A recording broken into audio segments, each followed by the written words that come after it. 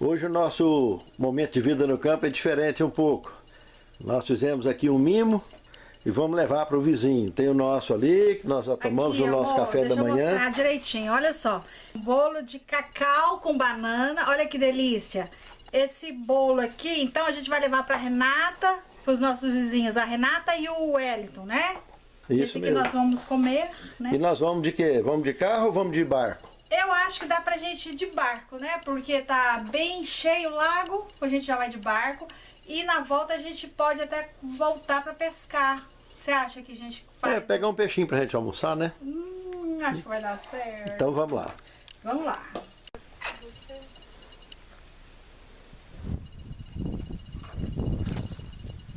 Oi, meu amor. E aí? Então a gente já tá pronto para seguir nossa entrega do bolinho da Renata e o Wellington, é isso? Prontinho. Opa! E isso que nós estamos fazendo aqui hoje, inclusive, é algo que vai acontecer durante o período de refúgio nosso aqui, que nós estamos prestes a vir morar aqui. Nossa casa, se Deus quiser, nos próximos dias desse mês de janeiro ainda, estará sendo construída. O tanque tá lindo, tá tão cheio de água, olha que lindo. Olha que bonito que está a enseada. A nossa casa vai ficar uns 200 ou 300 metros daquela casa que está lá no alto do morro, ó, onde nós estaremos construindo a nossa. Vamos lá então, né?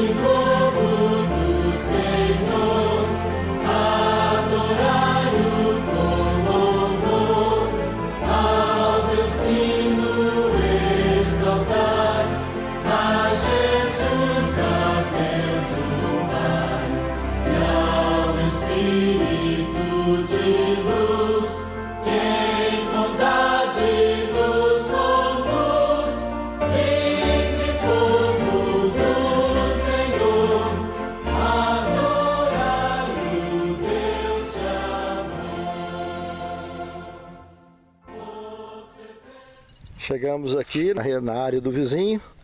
Vamos lá então, né, meu amor, levar o bolo para eles. Vamos, né? Viemos de barco lá da nossa, do rancho até chegar aqui, né? Muito lindo, né? Uma Então vamos. paisagem. Muito andar, chegamos aqui nos nossos vizinhos.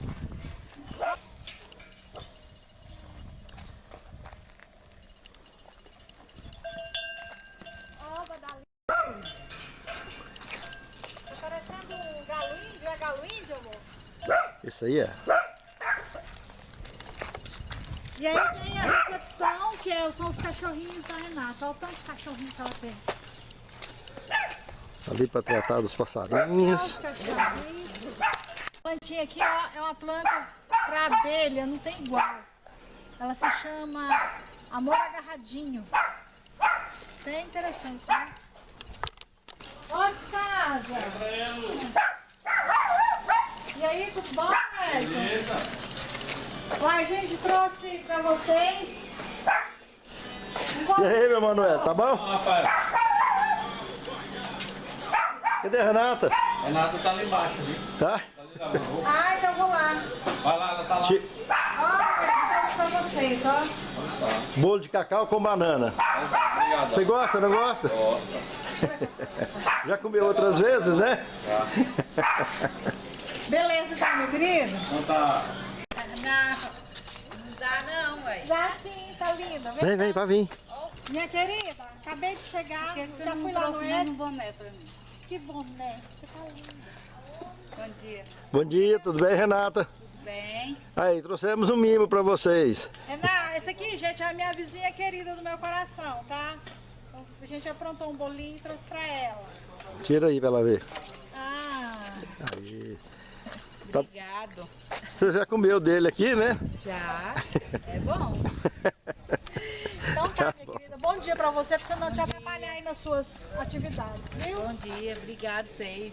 Tá joia. Aqui, o nosso vizinho, ele produz aqui, ele, a Renata, doce de leite. Ele tem um apiário também, onde tem aqui os mel com favo. Faz queijo também. Até nós fizemos a pamonha com queijo daqui. É uma mercearia que ele tem aqui montada, com atendimento básico para a vizinhança da vizinhança da região. E o Hélito mesmo é o vaqueiro. Daqui um pouco ele está indo para lá.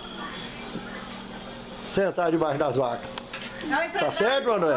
É o empresário do ramo dos pescadores. Quem quer pescar, É o vem empresário cá. dos pescadores. Ele tem a isca viva ali também. Aqui é onde ele tem a isca viva. Cria aí o pessoal que precisa de pescar, vem pegar a isca aqui e levar. Tá certo. Tá bom? Emanuel, um grande abraço pra você, foi um prazer estar aqui contigo. Até mais. Um abração. Olha que bonito. Já tá aqui um pé de ata, ó, puro. A pinha. A pinha ou ata com os frutos. Olha que bonito. Olha o tanto.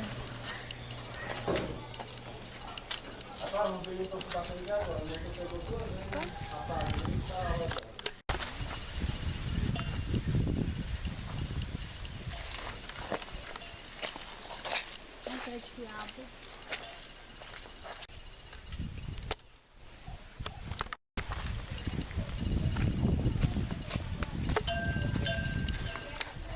Então vamos embora, né, meu amor? Meu amor, agora já fizemos a nossa parte. Agora nós vamos pescar um peixinho para o nosso almoço. Então vamos. Vamos. Essa aqui é mastigando um chiclete, talvez? Não, porque rumina mesmo.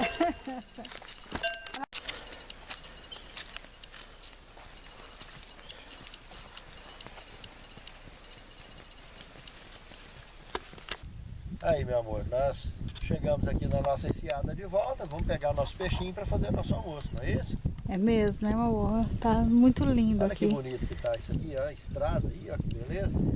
Só que ali já não passa mais, ó. Só vem de carro até no porto aqui e por lá. Isso que vem do lado do rancho, ali atrás onde tá a caminhonete. É mesmo. Deixa eu ver se dá pra mostrar até a casa do Cláudio, amor. Do lado de cá, ó. Daqui.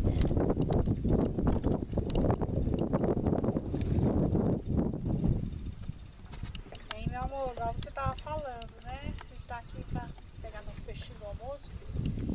E um chuva que tava, agora um tempo tão lindo desse, né? Um sol tão quente que eu tô até de guarda-sol. Porque pensa, um sol quente demais, né? Não faz nem bem.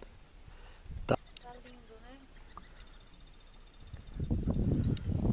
Ó, a casa do Klaus tá aqui.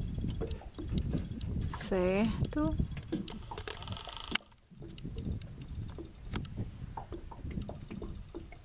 Olha que marzão de água mais gostoso. E aí, meu amor, como é que você tá aí nesse debaixo? Estamos aqui tranquilo. Esse guarda-sol seu aí, como é que é mesmo? Esperar pegar nosso peixinho pra gente almoçar. É, você tá aí protegido do sol? Guarda-sol aqui tranquilo. É isso aí. E aquela... Forte abraço a todos.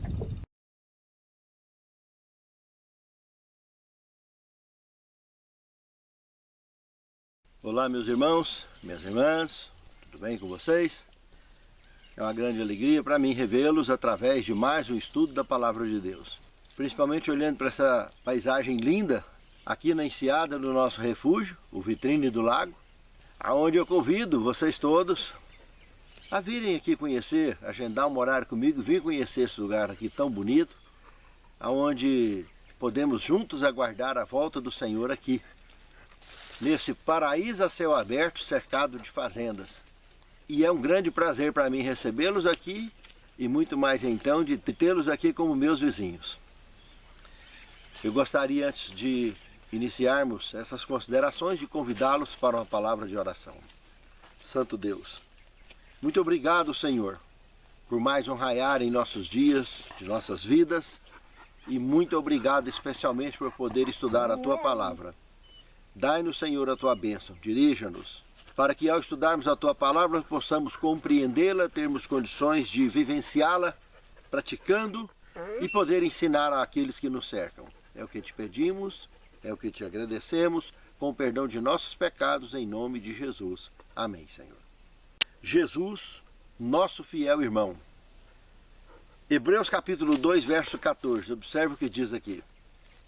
Visto, pois, que os filhos têm participação comum de carne e sangue, também Jesus igualmente participou dessas coisas para que por sua morte destruísse aquele que tem o poder da morte, a saber, o diabo. Aqui deixa bem claro nesse texto que um Deus se fez homem, um homem mortal como eu e você. E um detalhe, o único no universo que morreu a morte eterna, que ninguém morreu ainda, como temos em Apocalipse 1:5, temos essa certeza, porque quando Jesus morreu já tinha 4.000 anos da queda de Adão. Quantos já não haviam descido às sepulturas em 4.000 anos de história? Imagine só, estamos falando só da queda de Adão para cá. E a Bíblia está dizendo que ele foi o primogênito dos mortos.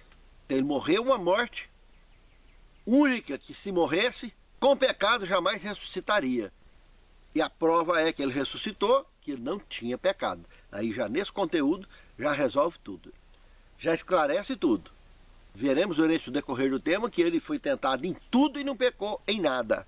Só por esse motivo ele foi suficiente para pagar o preço do resgate, não só dele ressuscitar, e poder também estender essa condição para nós. E é justamente o que a última parte desse texto aqui de Hebreus está dizendo. Que por sua morte ele pudesse destruir quem tem o poder da morte. Satanás é trevas e morte em pessoa.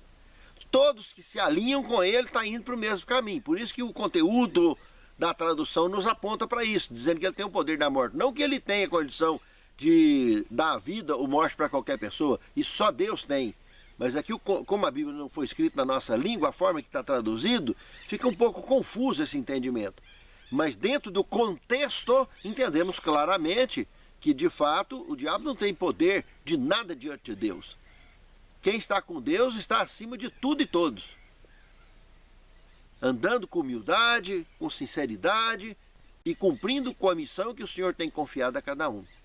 Agora, é um fato que quem anda nas trevas está alinhado com Satanás e com ele estará descendo a morte eterna. Não é ao sono da morte, a morte eterna. O sono da morte é uma interrupção temporária para aqueles que já cumpriram a missão ou para aqueles que jamais iriam cumprir a missão. Aí Deus desocupa espaço desse na terra e deixa que outros venham ocupar esse espaço. Por isso que nasce gente e morre gente toda hora no planeta, enquanto vivemos debaixo da graça. O dia que a graça acabar, que fechar a porta da graça, terá dois grupos sobre a face da terra. No ato que cair a primeira praga, separa joio do trigo. E ali os justos, durante aquele ciclo de 24 horas, de Apocalipse 18, verso 8, aquele grupo de escolhidos não receberá nenhuma praga, terá 100% da proteção divina. O restante, infelizmente, que se alinhou com Satanás, provará o cálice da ira de Deus derramado sem mistura, com 7 pragas registradas em Apocalipse capítulo 16. Aí não nasce nem morre ninguém nesse ciclo de 24 horas. Ao final desse ciclo, que é o primeiro dia do milênio, Jesus estará voltando e nós estaremos indo ao encontro com o Senhor nos ares. E que Deus abençoe que eu e você façamos parte desse grupo, desde hoje.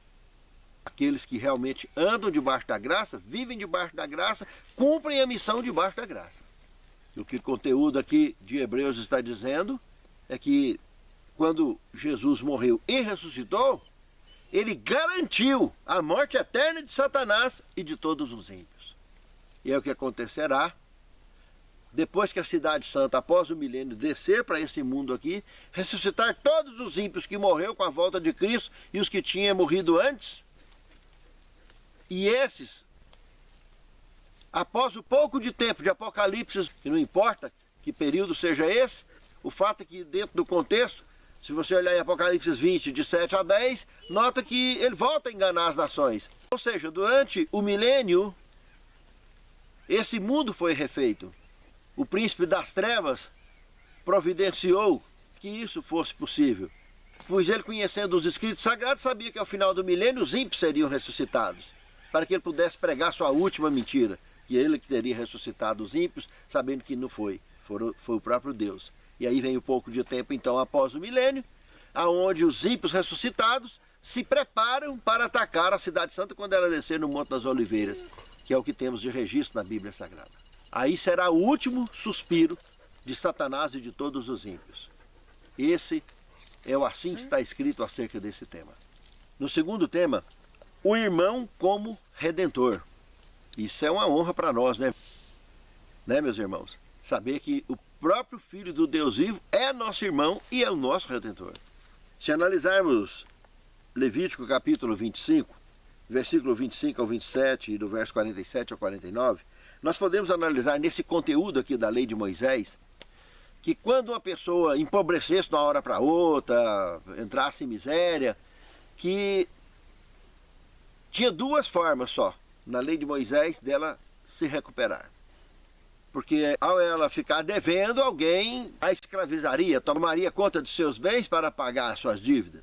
E só tinha duas formas da pessoa se livrar dessa situação. Ou o ano jubileu, 50 anos.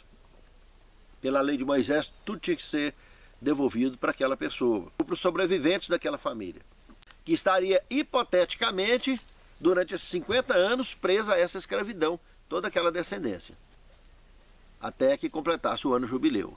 A outra forma é um parente mais próximo poderia simplesmente chegar, resgatar a dívida e libertar.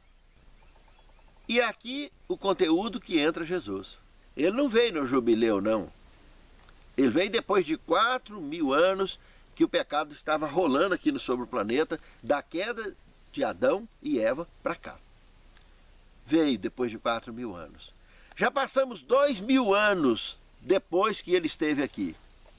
E ele agora está muito prestes a surgir nas nuvens dos céus, porque a boca do Senhor o disse. Todas as profecias voltadas para esse tema já se cumpriram. Pouquíssimas coisas estão presas, se desenrolando diante dos nossos olhos, e pena que a maioria está num sono laodiceano fatal, numa mornidão tremenda, provocando o vômito em Deus diante da expectação das coisas que estão acontecendo a esse mundo, que Jesus avisou no seu sermão profético. O próprio Filho de Deus avisou com seus próprios lábios. E quantos estão dormindo? Mas também, dentro desse quadro da igreja de Laodiceia, que Apocalipse nos apresenta, tem também o quente, que como eu e você está ligado nesse assunto todo, está sabendo e está se preparando, e está envolvendo, e está buscando envolver outros para aguardar esse grande momento, para viver esse grande momento de maneira sem igual, no qual marcará a história não só da nossa vida, mas da história do universo. A volta de nosso Senhor Jesus Cristo, o Filho do Deus vivo, o nosso irmão. Cristo entra nesse conteúdo para resgatar a mim e a você. Por isso, o nosso irmão como Redentor. No terceiro tema, não se envergonha de chamá-los de irmão. Aqui é delicado esse tema, irmãos. Se a gente analisar Hebreus capítulo 2, verso 11, é exatamente isso que está expresso nesse contexto. E um paralelo interessante, meus irmãos, é lembrar que as escolhas que Moisés fez lá no passado, Moisés vivia no reino egípcio, era um candidato a governante do Egito, indiscutivelmente, inquestionavelmente. Ele foi habilitado em todo o conhecimento daquela época, conforme a Bíblia nos revela. Era, além de ser um sábio, era um sábio habilitado em tudo, em todo tipo de ciência e arte que existia naquela época. Moisés preferiu sofrer com o povo de Deus a viver naquele trono majestoso que ele era um candidato a ocupar a qualquer época da história do Egito. Preferiu sofrer com o povo de Deus, justamente focado em quê? Na promessa, na recompensa eterna, irmãos. E assim foi Jesus, deixou seu trono no céu e veio sofrer conosco, se tornar um homem de dor, conhecer todas as nossas dores, conhecer todas as nossas tentações de perto e nunca pecou em nada. Mas de olho em quê? Na recompensa eterna. De qual propósito? Ele precisava de recompensa? Não, mas a Bíblia diz que ele amou o mundo de tal maneira, Deus, a divindade, a família divina, amou o mundo de tal maneira que deu seu único filho, o único da espécie, o primogênito, para que todo aquele que nele crê não pereça, mas tenha vida eterna. O amor de Deus executou esse plano, planejou e executou essa operação de forma cirúrgica, de forma fantástica, para que eu e você estivéssemos onde estamos hoje, vivendo debaixo da graça de Deus, usufruindo da salvação que Ele nos deu e com certeza viveremos na eternidade. Voltaremos a fazer parte do projeto original da criação de Deus, como raça pura que fomos criados. Só que tem um detalhe. No Evangelho de Mateus, capítulo 10, versos 32 e 33, dentre outros textos da Bíblia, apresenta que tem pessoas que têm vergonha de manifestar a palavra diante dos homens, de apresentar a Jesus diante dos homens, de apresentar a verdade diante dos homens, de testemunhar diante dos homens. Jesus disse que os que viverem assim, Ele também vai ter vergonha de nos apresentar diante do Pai. Entende, irmãos? Isso é muito triste. Aqueles que tiverem disposição de fazer isso espontaneamente, da mesma forma Ele o fará diante do Pai, nos apresentando e nos recomendando diante do Pai, para voltarmos a fazer parte da vida eterna. Do contrário, infelizmente, da mesma forma que as pessoas rejeitam, têm vergonha de apresentar Ele ou a sua palavra aqui, Ele também terá vergonha de apresentar essas pessoas para o Pai. É exatamente isso que Ele está apresentando nesse texto aqui de Mateus, capítulo 10, versos 32 e 33, dentre outras passagens da Bíblia Sagrada. No quarto tema, carne e sangue como nós. Aqui entra no âmago da questão, aonde Mateus capítulo 16, verso 17, Gálatas 1, 16, 1 Coríntios 15, 50, Efésios 6, 12, analisando Hebreus capítulo 2, verso 9 e de 14 a 16, e Hebreus 10, de 5 a 10, todos esses textos nos confirmam que ele realmente participou das nossas dores, foi um mortal como qualquer um de nós, e foi tentado em tudo, mas não pecou em nada. Nos apresenta claramente que ele foi, de fato, um segundo Adão. Ou seja, Só que esse segundo Adão, a diferença do primeiro, que o primeiro era perfeito. O primeiro tinha tudo para não pecar. Pecar para ele era tão difícil quanto é para nós não pecar. Assim era para o primeiro Adão. Está lembrado? Pois é. E uma história que vinha arrastando. Lembra da nora de Judá também? O filho de Jacó? A nora de Judá que se passou por meretriz para enganar Judá e ter dele um filho.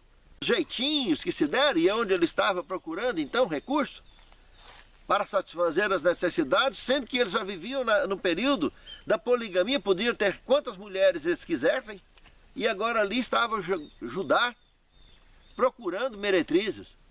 Vê se tem sentido, é o tipo de gente que vinha nessa história. Então, irmãos, a tendência estava no sangue que ele recebeu. Os cromossomos memórias do pecado, aquelas tendências, esses anúncios fortes que aparecem na nossa tendência humana normal, Jesus recebeu tudo isso sem nunca ter pecado. Nunca pecou. Nunca caiu em nada. Ele suou sangue no Getsemane, pediu que, se possível fosse, afastasse dele o cálice, por causa do peso que ele sentia como mortal. Ele pediu isso. Ele sentiu esse peso. Mas o próprio Deus, Pai, o confortou, mandou seus anjos para confortá-lo e dizer que ele pudesse ficar tranquilo, que a missão dele estava sendo cumprida com êxito. E assim ele disse: não seja como eu quero, mas como tu queres, meu Pai. Faça a tua vontade. E foi feito. E ele morreu e ressuscitou da morte eterna. O único que morreu no universo até hoje, de fato. Os demais estão no sono da morte. Até desmanchar debaixo da terra. Hão de ressuscitar. Uns para a vida eterna e outros para vergonha e desprezo eterno, como disse o profeta Daniel no capítulo 12, verso 2. Pense nisso, amado irmão. Pense nisso, amado irmão. Esta foi a missão do unigênito. No quinto tema, aperfeiçoado por meio de sofrimentos. Irmãos, Hebreus capítulo 2, verso 10, 17, 18 e o capítulo 5, verso 8 e 9, podemos, nesses dois textos bíblicos, concluir claramente que as barreiras que Cristo enfrentou são de fato inimagináveis, para que eu e você pudéssemos ter a chance da vitória como temos hoje. Foi pela vitória de Cristo que nós alcançamos a nossa também. Poderemos em muito breve usufruirmos da vida eterna, que já está garantida para mim e para você hoje, debaixo da graça do Altíssimo e da vitória do próprio Cristo. Ele, como eu disse, foi um Adão perfeito. Um Adão que tinha tudo para pecar e não pecou em nada. E ele venceu todas as tendências de maneira perfeita a se tornar realmente o que ele é para nós hoje. Um modelo exato, pleno e inabalável. Uma referência de fé, uma referência de conduta. Mas lembre-se bem, jamais se esqueçam. Conforme o profeta Isaías disse, foi pelas suas pisaduras que nós fomos sarados. Pense nisso. Jamais esqueça disso, meu amado irmão, minha amada irmã. E no sexto tema nós vimos o irmão como modelo. Como dissemos agora há pouco. Olhando Hebreus capítulo 12, verso de 1 a 4, nós percebemos que o que Moisés fez, o que eu e você fazemos, exemplificado no próprio Cristo, foi exatamente estar focado na vitória. Porque o que tem no porvir é a eternidade, irmãos. E a eternidade não tem início, nem meio, nem fim, irmãos. É simplesmente a eternidade. Nós vivemos com início, meio e fim. E ninguém sabe o tamanho da reta da nossa vida. Mas eu e você decidimos se queremos ou não fazer parte dessa referência que é Cristo, que Ele nos convidou a sermos semelhantes a Ele.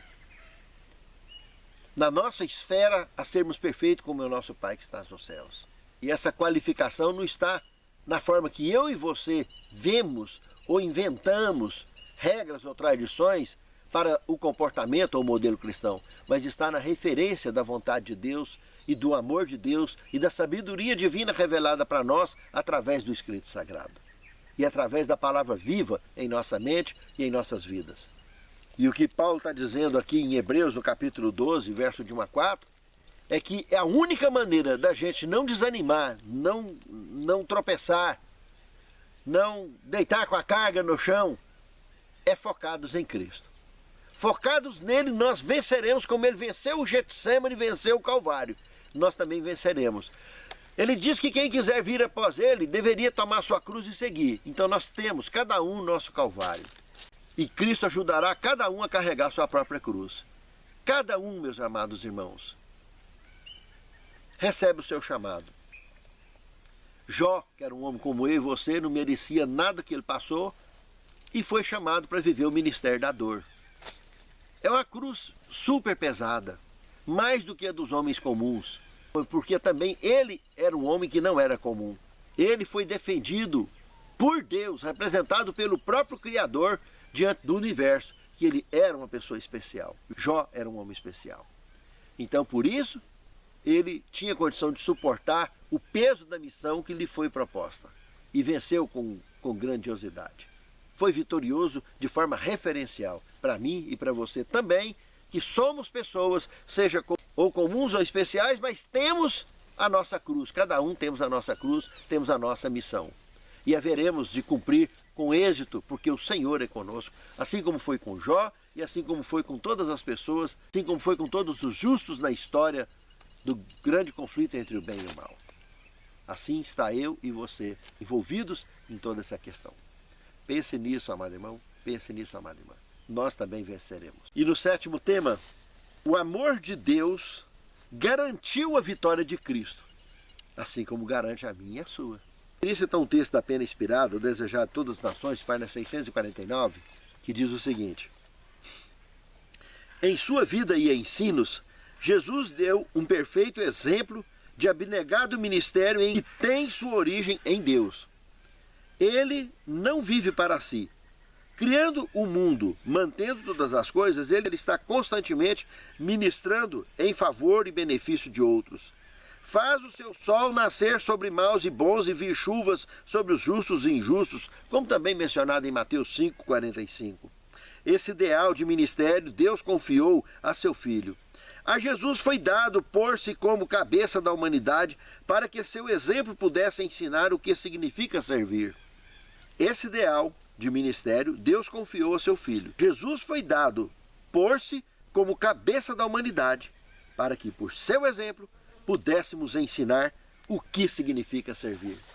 Que eu e você sirvamos um orgulho santo, olhando para trás, para a referência maior nossa, o próprio Filho de Deus, o nosso irmão, que deu o exemplo vitorioso para que eu e você pudéssemos também alcançar a mesma vitória. Cristo veio à Terra tomando sobre si a humanidade e constituindo-se como representante do homem para mostrar, no conflito com Satanás, que o homem, tal como Deus criou, unido ao Pai e ao Filho, poderia obedecer a todo o reclamo divino. Isso está mencionado, inclusive, também em Mensagens Escolhidas, volume 1, página 253. Santo Deus, muito obrigado, Senhor, pela tua vitória sobre as trevas e sobre a morte. Querido Senhor, fortaleça a nossa fé, nos sustente com a tua destra, para que possamos realmente vivermos uma vida vitoriosa para a tua honra, tua glória e teu louvor. E que naquele grande dia nós e nossos lares representados nesta oração possamos abraçar contigo nas nuvens dos céus e nas mansões eternas. É o que te suplicamos agradecidos, em nome e por amor de Jesus. Amém. Espírito de luz,